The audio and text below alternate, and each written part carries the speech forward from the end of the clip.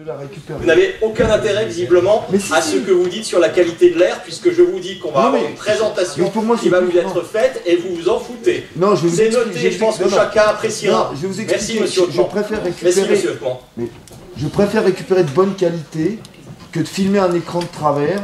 Oui, nous connaissons votre sens du montage. Merci beaucoup. Bah, je sais pas. Très bien, il me semblait raisonnable par rapport tout simplement à votre question de vous répondre avec une présentation qui a été préparée à votre attention. Vous n'en voulez pas, nous en prenons note. Je récupère le document nous en prenons note. Merci en bonne beaucoup. qualité. Merci. Je sais pas, ça vous semble pas plus normal, plus intelligent, non? Moi, ça me semble surtout normal de récupérer un truc de bonne qualité. Je connais les montages que vous faites sur votre site, donc ça ne sera pas de bonne qualité, ça sera simplement un montage vous verrez à ce que vous faites d'habitude. Vous verrez. Mais oui, c'est sûr que je verrai. Très bien. Donc je reviens à l'ordre du jour. Je le regrette parce que vous prétendez informer nos citoyens. Et en fait, ce que vous faites simplement, c'est de la propagande électorale. C'est la seule chose qui vous intéresse. C'est noté. Non, non, non. J'ai toujours mis vos réponses en intégralité. C'est noté. J'ai jamais coupé vos réponses. Monsieur Hautemans, ma tête n'a pas d'importance. Ce qui est important, c'est les graphiques. C'est les graphiques. Je préfère les récupérer en bonne qualité pour les gens qui regardent que de filmer un truc de travers. Vous ne comprenez pas ça? Ah bah ça, de travers, ça effectivement. Non mais vous ne comprenez pas ça? Très bien. Je le regrette vivement, ça a été fait à votre attention. Vous pourriez je le récupère, vous ne comprenez rien. C'est délirant ça. Très bien.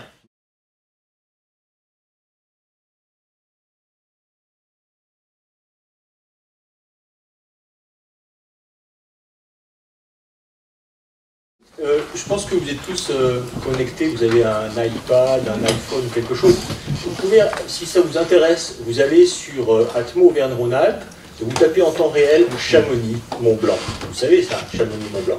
Et vous regardez le taux qui est affiché maintenant, par exemple. Alors monsieur Hautemans, je vais juste vous répondre. Alors vous m'avez demandé qu'ai-je fait. Alors, je regrette vivement que vous n'ayez pas souhaité prendre connaissance de la présentation qui va vous être passée dans quelques instants. Monsieur Bouteiller, s'il vous plaît. Je voudrais faire un rappel, parce que votre question concerne la pollution et la santé publique, et elle mérite une réponse détaillée. La première des choses, c'est quand même de vous rappeler que la pollution, effectivement, les pollutions plutôt, auxquelles nous sommes confrontés dans les vallées, elles sont liées effectivement aux activités humaines. Elles peuvent être liées dans notre vallée soit au flux routier, soit au chauffage urbain. Ce sont les deux principales sources de pollution. Quand on est plus dans la plaine, on a également les activités industrielles. C'est ce qu'on constate malheureusement sur le secteur, par exemple, de Passy ou de Chelles. Première chose, donc, ces polluants sont liés au chauffage, au bois ou au flux routier. Deuxième chose, il peut y avoir une incidence de la climatologie sur les épisodes de pollution. Quand on est en période d'anticyclone, quand on a une aversion thermique, on a une aggravation de la pollution. Au contraire, eh bien, quand il y a du vent, quand il pleut, quand il y a des précipitations, cette pollution existe moins. Et puis évidemment, je pense que vous le savez, le fait qu'on soit dans une vallée, eh bien, empêche la dispersion.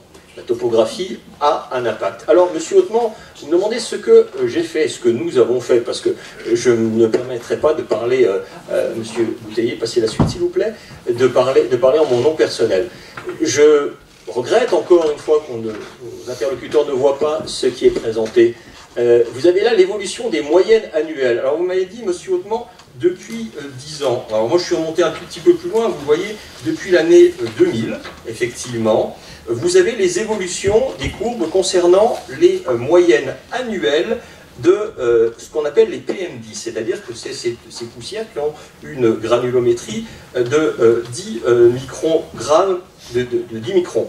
Et vous le voyez, les courbes sont très claires. Nous sommes donc, pour les Bossons, c'est la courbe orange, et pour le site de Chamonix, c'est la courbe bleue. C'est les deux courbes donc, qui sont le plus bas et qui sont en dessous de la valeur de 20 microgrammes par mètre cube. La valeur de 20 microgrammes par mètre cube, ce n'est pas la valeur réglementaire, c'est la valeur de l'Organisation mondiale de la santé.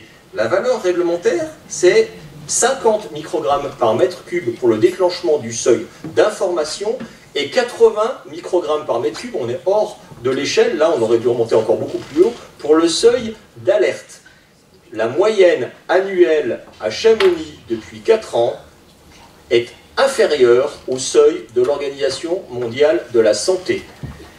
je me garderai, parce que je suis un petit peu humble sur ces sujets-là, il faut de l'humilité, de dire que c'est grâce à l'action de la commune seule. Mais je dirais qu'il y a contribué dans des proportions qui sont significatives. Et vous le voyez, année après année, nous avons une amélioration de la qualité de l'air, que ce soit dans le centre de Chamonix, que ce soit au Bosson, notamment par rapport aux activités humaines que nous générons nous-mêmes, c'est-à-dire le chauffage urbain. Le graphe de droite, moyenne annuelle des PM10 à Chamonix, est très clair. On était aux environs de 25 microgrammes par mètre cube entre 2010 et 2011. Et vous le voyez, nous sommes maintenant à 15-16 microgrammes par mètre cube. Je vous incite vivement, puisque vous semblez intéressé par cette question, à comparer avec ce qui se passe sur d'autres sites. Donc quand vous dites, je suis désolé, mais quels efforts avez-vous fait depuis 20 ans pour endiguer ce fléau? Cette plaie qui aggrave chaque année un peu plus les conditions sanitaires de votre vallée. Soit vous n'avez pas regardé, soit vous en faites un argument simplement qui est un argument électoral. Les faits le montrent, les graphiques le montrent, les organismes scientifiques en témoignent, la pollution au PM est en régression dans notre vallée. Nous continuons à nous battre sur ce sujet-là parce qu'il n'est pas de sujet satisfaisant. Il faut encore s'améliorer. Et nous continuons à nous battre également sur le sujet du trafic routier, qui lui doit faire l'objet d'une amélioration encore significative. Alors quand vous dites, j'espère que cette année vous réalisez que le problème de l'environnement est l'affaire de tous, je voudrais qu'on passe aussi à la suivante, Monsieur Bouteiller, s'il vous plaît. Voilà.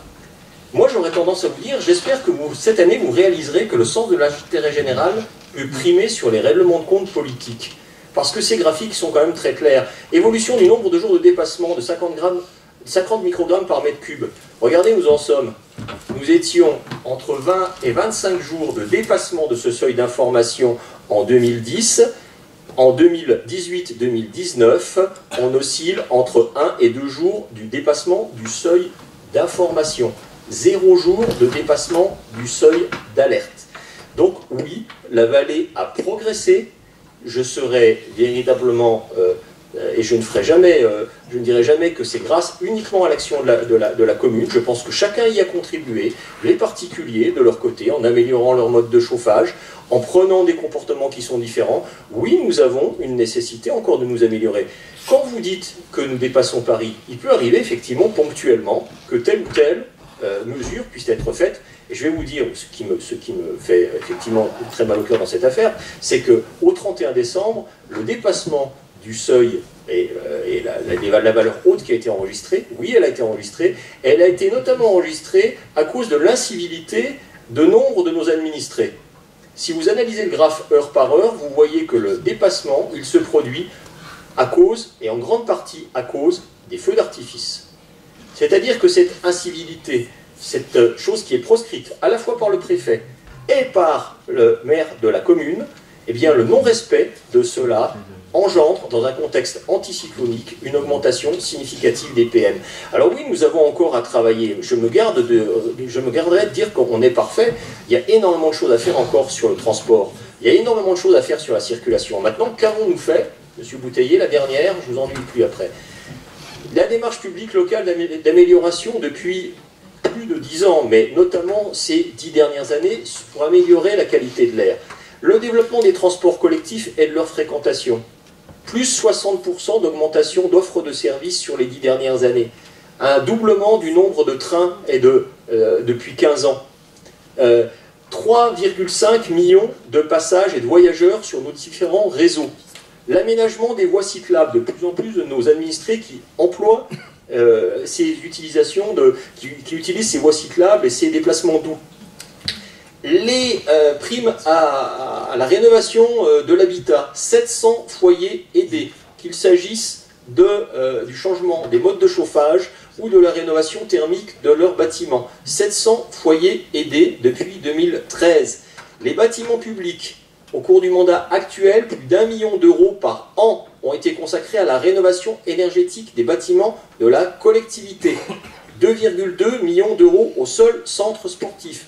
La médiathèque, depuis 2015, facture énergétique divisée par 2. Alors on y gagne sur la facture énergétique, mais évidemment on y gagne également parce qu'il y a moins de polluants dans l'atmosphère. Toutes les chaudières de la collectivité qui ont été passées, il n'y en a plus une au fioul. Il n'y en a plus une au fioul.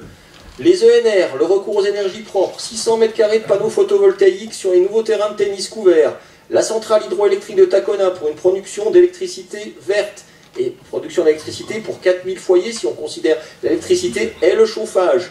Je pourrais en dire beaucoup sur les éléments que nous portons. D'ailleurs, je constate avec un certain plaisir que vous venez, il y a quelques instants, de voter le budget de la commune de Chamonix.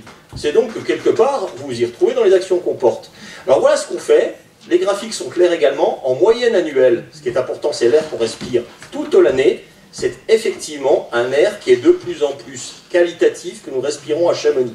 Loin de nous l'idée de dire qu'on s'en satisfait, on va continuer à travailler là-dessus, mais dire que l'air est de pire en pire à Chamonix et qu'on doit être comparé à Paris, il peut arriver ponctuellement que telle ou telle métropole ait un air de meilleure qualité, et tant mieux pour elle.